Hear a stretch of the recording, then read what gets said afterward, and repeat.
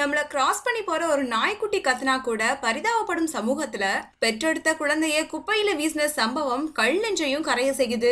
Salem down railway station கிட்டக்க அரசு மருத்துவமனை இருக்குது. இந்த ரயில்வே ஸ்டேஷன் குப்பையில தான் பச்சிலம் குழந்தை கிடந்திருக்கு.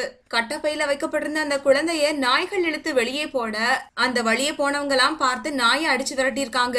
அதுக்கப்புறமா குழந்தையை தூக்கி பார்க்கும் போதுதான் அந்த குழந்தை இறந்திருக்கிறது தெரிய வந்திருக்கு. போலீசாருக்கு தகவல் தரப்பட்டு அவங்களும் வந்து விசாரிச்சாங்க.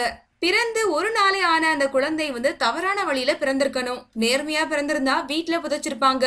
குழந்தை கொல்லப்பட்டதா இல்ல உயிரோட வீசப்பட்டு நாய்கள் கடிச்சதால இறந்திருக்குதாங்கிறத பத்தி எல்லாம் போலீசார் விசாரிச்சுட்டு வராங்க. இருந்தாலும் இந்த குழந்தைய பெத்தது ஒரு தாய் தானே. சட்டம் வழங்காத தண்டனைய கடவுள் கொடுப்பாருன்னு நம்ம நம்புவோம். இந்த செய்தி பத்தின உங்களுடைய கருத்துக்களை கமெண்ட் பண்ணுங்க.